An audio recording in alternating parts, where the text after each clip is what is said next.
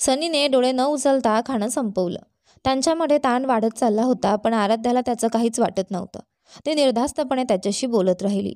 सनी मात्र एक दीड शब्दात उत्तरं देत होता, नजरेचा एकही संपर्क न ठेवता. नाश्ता संपल्यावर आराध्या म्हणाली, आता आपण काय करूया? आपण गोल्फ खेळायला जाऊया? सनी म्हणाला. ठीक आहे, ती म्हणाली, पण या ड्रेसमध्ये नाही. तो एकच बहाणा होता, तिचा ड्रेस बदलावा म्हणून. ती हसली. काय झालं? तुझ्यावरचं नियंत्रण सुटलं का?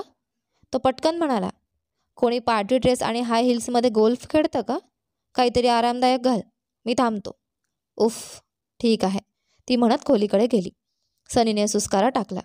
मी तिला कमी लेखलं, आता ती मला दुहेरी परतफेड करणार आहे. काही वेळाने आराध्या परत आली, grey T shirt, denim shorts आणि पांढऱ्या स्निकर्समध्ये. सनीच्या तोंडून एकच शब्द बाहेर आला, देवा. ती हसली. काय झालं? हा ड्रेस जास्त आरामदायक आहे ना? मी काहीच म्हटलं नाही. चल निघूया, तो म्हणाला आणि लगेच बाहेर पडला, नजरेचा संपर्क टाळत. पाठोपाठ तिचे खसखसणारे हसणे त्याला ऐकू आले. ते दोघे म्युरीफील्डला गोल्फ खेळायला गेले. सनीचे शॉट्स परफेक्ट होते, पण आराध्याला बॉल लागेना. ती पुन्हा चुकली आणि म्हणाली, उफ, हे खूप अवघड आहे. तो हसत तिच्याजवळ गेला. चल मी मदत करतो, तो म्हणाला आणि तिच्या मागे उभा राहिला.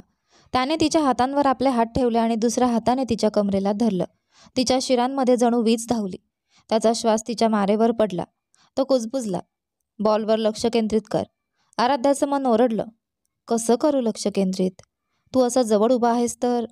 तो इतका जवळ उभा होता की तिच्या कानात त्याच्या हृदयाचे ठोके स्पष्ट ऐकू येत होते. त्याने हळूच तिचे केस कानामागे सारले आणि तिच्या खांद्यावर हनुवटी ठेवत म्हणाला, आता स्टिक फिरव. सनीला काहीच सुचत नव्हतं. आराध्याने त्याला पूर्णपणे घायाळ करून टाकलं होतं. तो स्विंग घेतो आणि बॉलला मारतो. बॉल सरळ होलमध्ये जातो. पहा किती सोपं आहे. त्याने आपला आवाज खाली हळू आणि खोल केला. त्याने आराध्याच्या कमरेभोवती आपला हात घट्ट केला. ती त्याच्याशी अधिक जवळ आली. सनीच्या हातातला स्टिक थरथरला आणि खाली पडला. तो वळून तिच्याकडे पाहतो. तिचे ओठ फक्त 1 इंचावर होते. शपथ, बस झालं, आता मी जिंकणार. सनीच्या मनात आवाज घुमला. फक्त एक किस सुरू कर आराध्या, मग मी तुला माझं नाव ओरडायला लावेन. पण अचानक काही थेंब त्याच्या चेहऱ्यावर पडले. त्याने वर पाहिलं. शेट शेट शेट. पाऊस सुरू झाला होता. पाऊस पडतोय. आराध्या भानावर आली. दोघेही धावत एका शेडखाली थांबले. सनी मनात कुजबुजला. Bloody rain. मी जिंकणार होतो, पण तू सगळं बिघडवलंस. आतापासून मला पाऊसच नावडेल. 20 मिनिटं गेली पण पाऊस थांबेना. मला वाटतं हा लवकर थांबणार नाही, आराध्याने शांतपणे म्हटलं. हो. सनीच्या आवाजात निराशा होती. ती त्याचा सूर न लक्षात घेता म्हणाली, आता काय करायचं? चल हॉटेलमध्ये जाऊ, कपडे बदलू. मग हा पाऊस थांबल्यावर पाहू कुठे जायचं, तो म्हणाला. ती त्याच्याकडे पाहते. त्या नजरेतून स्पष्ट होतं तिला पाऊस आवडत होता. उलट जणू ती त्याचे आभार मानत होती. ठीक आहे, चला, ती म्हणाली. दोघांनी टॅक्सी घेतली आणि हॉटेलकडे निघाले. सनीने आंघोळ करून कपडे बदलले आणि मग आराध्या बाथरूममध्ये गेली. सनी स्वतःशी म्हणाला, चल सनी, काहीतरी विचार कर. ती जवळपास हरलीच होती, आता फक्त थोडं धाडस दाखवायचं आहे. अचानक आराध्याचा आवाज आला. सनी, थोडा वेळ इथे येशील का? का? त्याने विचारलं. कृपया, मला तुझी मदत हवी आहे. सनीच्या मनात इशारा वाजला. ती काहीतरी कारण शोधतेय. तो सावधपणे बाथरूममध्ये गेला, पण पुढच्या क्षणी तो थबकला. त्याचा अंदाज बरोबर ठरला. आराध्या शॉवरमधून नुकतीच बाहेर आली होती, फक्त तिच्या इनरमध्ये. ती आरशासमोर उभी होती, पाठ दाखवत. सनीचं मन, शरीर दोन्ही गोठलं. काही क्षणांसाठी त्याचं विचार करणं थांबलं. सनी, हा क्लॅप्स लावशील का? मला जमत नाहीये, ती मागे वळता वळता म्हणाली. सनीचं पूर्ण शरीर तापायला लागलं. शपथ, आता हा बेट गेलाच गेला. सनी, ऐकतोयस का? आराध्याने पुन्हा हाक मारली. हो, नाही म्हणजे हो. त्याच्या तोंडातून शब्दच बाहेर येईनात. त्या क्षणी हवेत फक्त ताण, पाऊस आणि अपूर्ण इच्छा शिल्लक होती. सनी हळूहळू आराध्याजवळ गेला. तिने केस ओलेचिंब झालेले अस्ताव्यस्त बनमध्ये बांधले होते आणि तिच्या लांब मोहक मानेकडे त्याचं लक्ष खिळलं. सनीने थरथरणाऱ्या हाताने तिच्या ब्राचा स्लॅब्स लावला आणि त्या क्षणी त्याच्या बोटाने तिच्या पाठीला हलका स्पर्श केला. त्याचा श्वास अडकला, पोटात गाठी पडल्या आणि तिच्या गुलाबासारख्या सुगंधाने त्याचं मन भरवलं. ती वळली आणि ठाम नजरेने पाहत म्हणाली, थँक्स सनी. देवा, मला या मुलीपासून वाचव, सनी मनात म्हणाला. ती जाणून बुजून खाली वाकली आणि आपल्या बॅगेत काहीतरी शोधू लागली. तिची ते हालचाल बघून सनीचं प्रत्येक पेशी जळत होत्या. आता आता तिला माझं नाव ओरडायला लावावं. काय काय करतेस तू? त्याने कसंबसं विचारलं. लोशन शोधतेय, ती सहजपणे म्हणाली. शपथ, मी इथे अजून 1 सेकंद थांबलो तर काहीतरी उलटसुलट होईल. तो लगेच धावत शॉवरमध्ये गेला. सनी, का? तू आधीच आंघोळ केलीस ना? ती बाहेरून विचारत म्हणाली. जणू काही तिला काहीच माहीत नाही. अभिनयाची राणीच आहे ही, तो मनात म्हणाला. काही नाही, मला थंड पाण्याने आंघोळ करायची आहे. इथे खूप गरम झालंय, त्याने उत्तर दिलं. ती हसत म्हणाली. या पावसातही तुला घाम येतोय? सनी काहीच उत्तर देत नाही. बरं लवकर ये, ती म्हणाली आणि बाहेर गेली. सनी जवळपास 1 तास थंड पाण्याखाली उभा राहिला. जेव्हा तो बाहेर आला तेव्हा आराध्या बेडवर बसलेली होती, पिवळ्या शर्टमध्ये आणि निळ्या शॉर्ट्समध्ये. ती मोबाईलमध्ये काहीतरी बघण्यात गुंग होती. पायांकडे बघू नकोस सनी, पायांकडे बघू नकोस, त्याने स्वतःलाच समजावलं. आता ही छेडछाड संपवायचं काहीतरी करायलाच हवं असं त्याला वाटलं. पण त्यालाच जिंकायचं होतं. त्याने खिडकीबाहेर पाहिलं. पाऊस थांबला होता. क्वीनबी, पाऊस थांबला, आपण जाऊया का? त्याने विचारलं. हो, ती अजून फोनकडे बघत म्हणाली. फोनमध्ये काय करतेस? काही नाही. जे मी विचारत होती, तू मजेत आहेस का? अरे वा, आणि तू नक्की खूप मजेत असं सांगितलंस ना? खरंच? ती थोडी चिडून म्हणाली. सनी तिच्या ओठांवर हलकं बोट फिरवत म्हणाला. फक्त एकदा विचार कर बेबी. ती हसली आणि हात त्याच्या मानेभोवती गुंडाळत म्हणाली.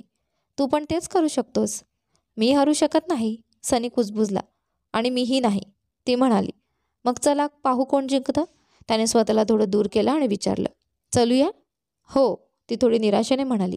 दोघांनी दिवसभर तेथील ऐतिहासिक ठिकाणं पाहिली. कोलाबा, गेटवे, मरीन ड्राईव्ह आणि जुनं फोर्ट क्षेत्र.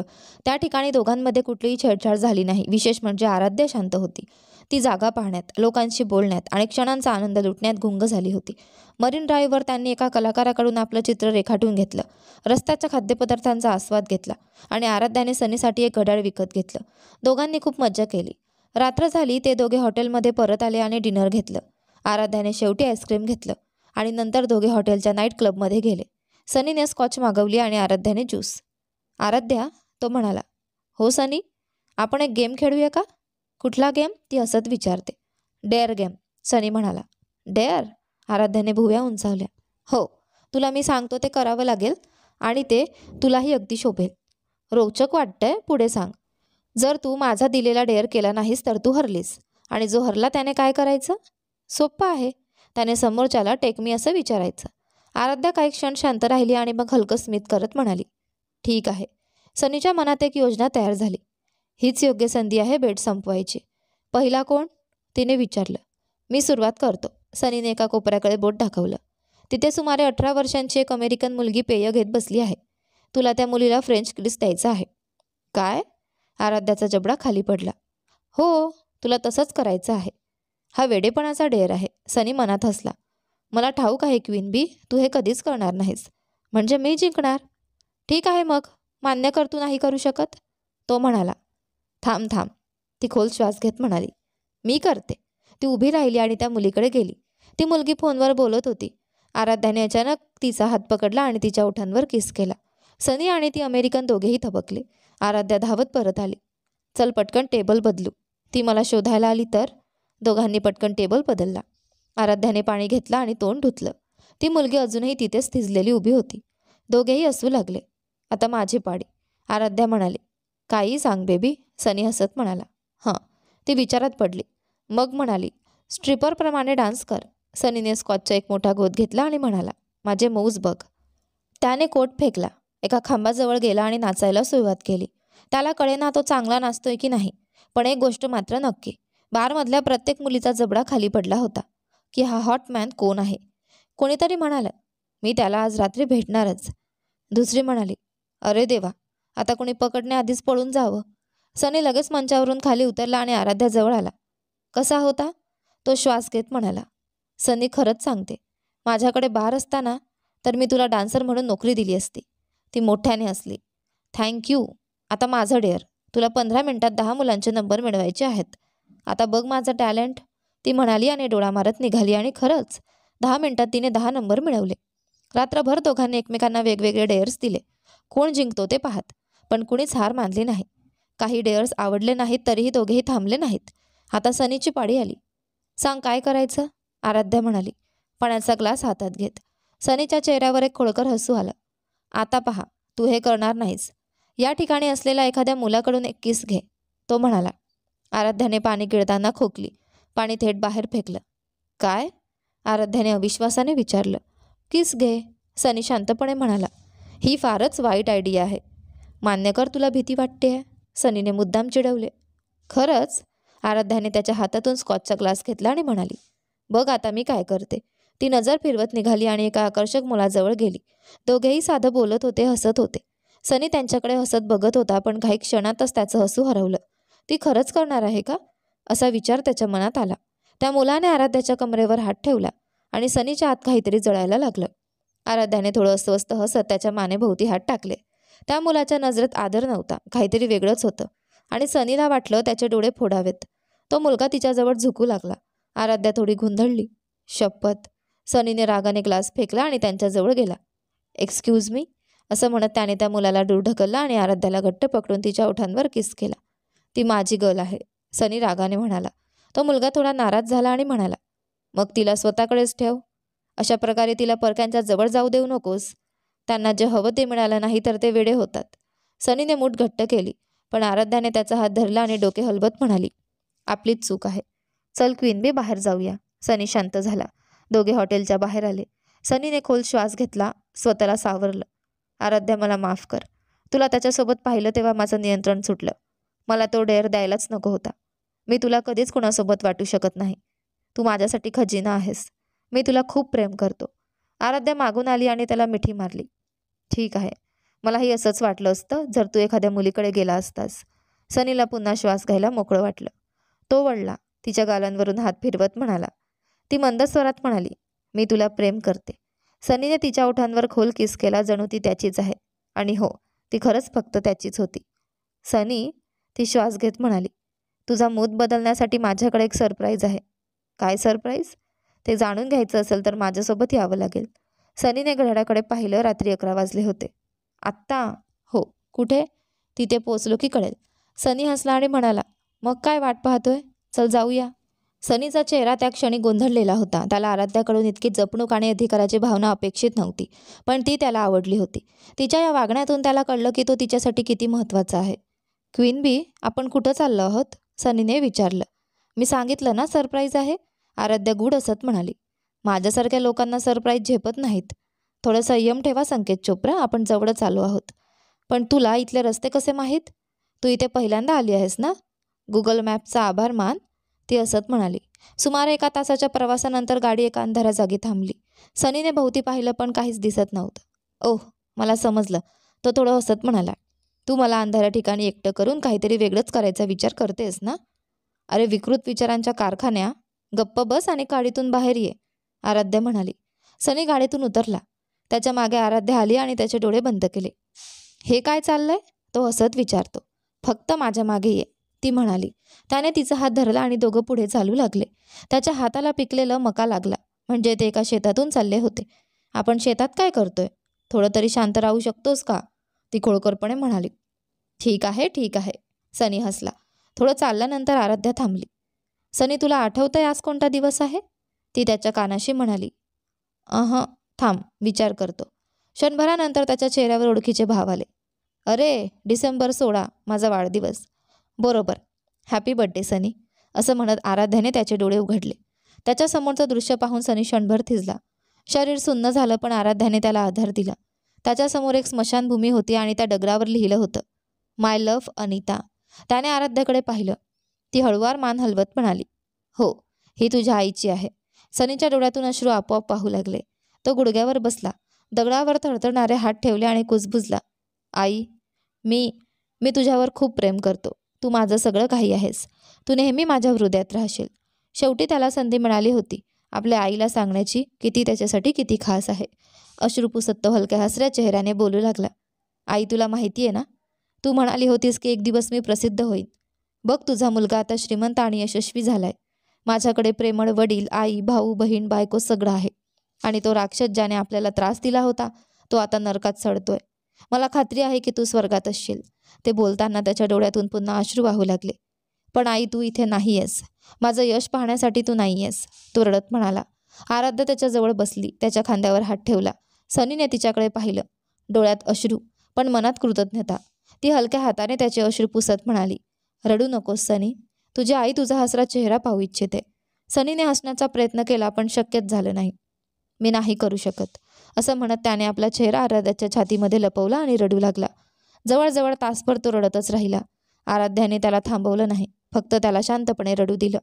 थोड्या वेळानंतर दोघंही तिथंच बसले होते, हातात हात गुंफून. सनी आपल्या आईच्या समाधीकडे पाहत होता. काही वेळानंतर सनी उठला आणि आजूबाजूला पाहू लागला. त्याने शांत आवाजात म्हणाला, हे आमचं शेत आहे. मी आणि आई इथेच खेळायचो. तो चालत चालत त्या जागेकडे गेला जिथे त्याच्या बालपणीच्या आठवणी दडलेल्या होत्या. हवेत त्याला आईची उपस्थिती जाणवली. आराध्या शांतपणे त्याच्या मागे चालत होती. थोडं पुढे गेल्यावर त्याला शेताच्या टोकाला एक जुनं घर दिसलं. तो उत्साहाने धावत गेला आणि दार उघडायचा प्रयत्न केला, पण दाराचा हात लागताच त्याच्या मनात जुन्या वाईट आठवणी चमकून गेल्या. त्या माणसासोबतच्या, ज्याने त्यांचं आयुष्य उद्ध्वस्त केलं होतं. आईसोबतच्या गोड आठवणी क्षणात हरवल्या. तो थबकला. तुला आज जायचं नसेल तर नको, आराध्या शांत स्वरात म्हणाली. सनीने मान हलवली आणि दोघं घराच्या ओट्यावर बसले. तो काहीही बोलला नाही, फक्त शांतपणे आपल्या आईच्या आठवणींमध्ये हरवून गेला. ते दोघं तिथेच बसले होते, जोपर्यंत सूर्याच्या किरणांनी शेत उजळलं नाही. सनीने आराध्याकडे पाहिलं. ती त्याच्या खांद्यावर डोकं ठेवून शांत झोपली होती. त्याला कळेना या सगळ्यासाठी तिला कसं धन्यवाद द्यावं. क्षणभरातच ती डोळे उघडून जांभई देत म्हणाली, सॉरी, मला कधी झोप लागली तेच समजलं नाही. ठीक आहे, गुड मॉर्निंग. सनीने तिच्या कपडावर हलकं चुंबन घेतलं. मॉर्निंग? ती हसली. हे सगळं तू कसं केलंस? सनीने विचारलं. आशिष, त्याने मदत केली. ती म्हणाली, तुझ्या वडिलांच्या मृत्यूनंतर मी त्याच्याशी संपर्क साधला आणि तुझ्या आईबद्दलची माहिती गोळा करण्यास सांगितलं. पण तुला न सांगता गुपचूप हे सगळं करायचं होतं. तुला सरप्राईज द्यायचं होतं म्हणूनच त्याने तुला सुट्टी घ्यायला सांगितली. म्हणजे त्याची आई आजारी नव्हती? नाही, आराध्या हलकं हसली. तो तुझ्याबद्दल सगळी माहिती गोळा करत होता. 2 आठवड्यांनंतर तो माझ्या संपर्कात आला. पण घाबरू नकोस, मी जे सांगते ते खरं आहे. ती म्हणाली. मी घाबरणार नाही, सनी शांतपणे म्हणाला. तुझे वडील, ते खरंच तुझ्यावर प्रेम करायचे. जेव्हापासून ते शुद्धीवर आले तेव्हापासून तुझा शोध घेत होते. पण त्यांना वाटलं नव्हतं की तू देशाबाहेर गेलास, म्हणून ते इथेच तुला शोधत होते. सनीने दीर्घ श्वास घेतला. यात आश्चर्य काहीच नाही, आराध्या पुढे म्हणाली.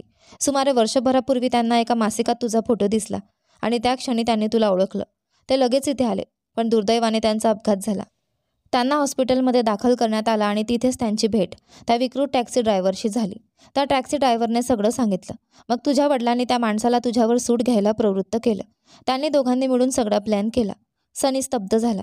काय? म्हणजे हे सगळं? हो, आराध्या म्हणाली. सगळ्यांचा मूड तोच होता. पण जेव्हा त्याचा माणूस अपयशी ठरला तेव्हा तो स्वतः पुढे आला. जसा तू म्हणतोस तो प्राणी होता. त्याला ना मित्र होते ना नाती. आयुष्यभर तो तुला शिकाऱ्यासारखा पाठलाग करत राहिला. सनीने खोल श्वास घेतला. मला आता त्याच्याबद्दल काहीही ऐकायचं नाही. आराध्याने सनीचे हात आपल्या हातात घेतले. हो, आता आपल्याला काहीच ऐकायचं नाही. सनी हलकंसं हसला आणि तिच्या हातावर एक चुंबन घेतलं. म्हणजे हेच माझं जन्मस्थान? त्याने विचारलं. हो, तू स्कॉटलंडमध्ये जन्मलेला आहेस, आराध्या हसत म्हणाली. मला खरंच समजत नाही, तुझे आभार कसे मानू? श्श, काही बोलू नकोस, तुझ्यासाठी काहीही करीन मी, ती म्हणाली आणि त्याच्या ओठांवर बोट ठेवलं. एक सांगू? सनीने विचारलं. हो सांग. मी तुझ्यासोबत असताना कधीच थकत नाही, आराध्या हसली. दोघं परत हॉटेलकडे गेले. लिफ्टमध्ये जात असताना सनी म्हणाला, क्वीन बी, मी ठरवलंय ते ठिकाण मी विकत घेणार. ती स्मित करत म्हणाली, ते शक्य नाही. का? काही कायदेशीर अडचण आहे का? तुला माहीत आहे मी ते एका तासात सोडवू शकतो. तशी काही समस्या नाही. मग? कारण मी आधीच ते विकत घेतलं आहे. काय? सनी थक्क झाला. हो. काय वाटतं तुला? माझा पगार मी कुठे घालवते? हे माझं तुझ्यासाठी वाढदिवसाचं गिफ्ट आहे आणि तांत्रिकदृष्ट्या तूच मला पगार देतोस. म्हणजे ते घर खरं तर तुझंच आहे. मी एका आर्किटेक्टला घर नवं करायला सांगितलं आहे. आपण ते आपलं फार्म हाऊस बनवू, सुट्टीत जाण्यासाठी. ती अजून बोलतच राहिली पण सनी काही ऐकत नव्हता. त्याने अचानक तिच्या ओठांवर घट्ट चुंबन घेतलं. आराध्या दचकली. त्या चुंबनाच्या दरम्यान तो म्हणाला, टेक मी, तू जिंकलीस. आराध्या स्मित करत म्हणाली, मी याचीच वाट पाहत होते, आणि त्याला परत चुंबन दिलं. त्यांना काहीच फरक पडला नव्हता की ते लिफ्टमध्ये आहेत. सनी, आपण लिफ्टमध्ये आहोत, थोडं वाग, ती असत त्याला ढकलत म्हणाली. पण सनी थांबला नाही. लिफ्टचं दार उघडताच त्याने पुन्हा तिच्या ओठांवर चुंबन घेतलं. दोघेही खोलीत शिरले. अजूनही चुंबन न तोडता आराध्याने आपल्या पायांनी त्याची कमर घट्ट पकडली. दोघेही घाईघाईने एकमेकांचे कपडे उतरवत होते. सनीने तिला हळूवार पलंगावर झोकून दिलं. आता त्या सगळ्या चिडवण्याचं उत्तर तुला मिळणार आहे, क्वीन बी, तो हसत म्हणाला. मग थांबतोस कशाला? ती म्हणाली आणि त्याला पुन्हा ओढलं. त्या रात्री सनी तिच्याकडे पाहत होता. ती त्याच्या छातीवर डोकं ठेवून शांत झोपली होती. त्याने तिच्या कपाळावर चुंबन घेतलं. किती वाजले? ती हळू आवाजात विचारते. माहीत नाही, पण अजून रात्रच आहे. तो हसला. काय? आपण इतका वेळ बेडवर आहोत? हो, तो मोठ्याने हसला. तू तर राक्षस आहेस. मला वाटतं मी आता चालू शकणार नाही, ती खोटं रागावत म्हणाली. माझा दोष नाही. एवढी सुंदर बायकोसोबत असेल तर स्वतःवर नियंत्रण ठेवणं अवघडच ना. तसं माझ्याकडे पाहू नको. मला आता एनर्जी लागेल, ती हसत म्हणाली. सनीही हसला. घाबरू नको, मी तितका वाईट नाही आहे. एक गोष्ट विचारायची आहे. विचार, ती हसून म्हणाली. आराध्या, तू अजूनही बर्थ कंट्रोलच्या गोळ्या घेत आहेस ना? सनीने विचारलं. हो, घेत आहे. पण का विचारतोयस? काही नाही. म्हणजे सध्या मला बाळ नको आहे. मला थोडा वेळ माझ्या बायकोसोबत हजबंड मोडमध्ये राहायचं आहे. ती हसली. मलाही तसंच वाटतं. काळजी करू नकोस, असं म्हणत ती त्याच्या मिठीत विसावली आणि झोपली. पुढचे 3 दिवस त्यांनी हॉटेलच्या खोलीतून बाहेरच पाय टाकला नाही. एकमेकांमध्ये हरवून स्वतःला पुन्हा नव्याने ओळखत त्यांनी तो वेळ घालवला. 3 दिवसांनी दोघं तयार झाले. आपण या खोलीची आठवण ठेवू, नाही का? आराध्या म्हणाली, थोडं उदासपणे. हवं असेल तर आपण अजून काही दिवस इथे राहू शकतो, सनी म्हणाला. नाही, आता मला तुझं ठिकाण बघायचं आहे. ठीक आहे, मग चल, आपल्याला फ्लाईट पकडायची आहे. दोघं कोस्टा रिकाच्या जवळच्या बेटावर उतरले. सनीचा तिथे एक सुंदर बंगला होता. हा तुझा आहे? आराध्या थक्क होऊन विचारते. हो, सनी तिच्या मागून म्हणाला. पण रस्त्याने येताना काही खास बघायला मिळालं नाही. मग आपण इथे का आलो? कारण आपण इथे साईट सीइंगसाठी आलो नाही, तो म्हणाला आणि तिच्या हातकड्या घातल्या. आतापासून तू माझी कैदी आहेस. आराध्या डोळ्यात डोळे घालून म्हणाली. मी तयार आहे. दरम्यान इकडे मुंबईत. अरे देवा, मी तर खूप आजारी आहे. आराध्या स्वतःशीच बोलत होती. संपूर्ण दिवस उलट्या चालू आहेत. अंग दुखतंय. तिने दिनदर्शिकेकडे पाहिलं आणि घाबरली. शिट, माझे पिरियड्स उशिरा येतात. नाही, मला तपासायला हवं. जेमी धावत जवळच्या मेडिकलमध्ये गेली आणि गर्भधारणा तपासणी किट आणलं. ती बाथरूममध्ये गेली, टेस्ट केली आणि निकालाची वाट पाहू लागली. देवा, 2 लाईन्स दाखवू नकोस प्लीज, ती डोळे मिटून म्हणाली. पण जेव्हा तिने डोळे उघडले, टेस्टवर 2 रेघा दिसत होत्या. शट, मी प्रेग्नेंट आहे. त्या बेटावर त्यांनी 2 आठवडे घालवले आणि त्या काळात दोघे एकमेकांपासून क्षणभरही दूर राहिले नव्हते.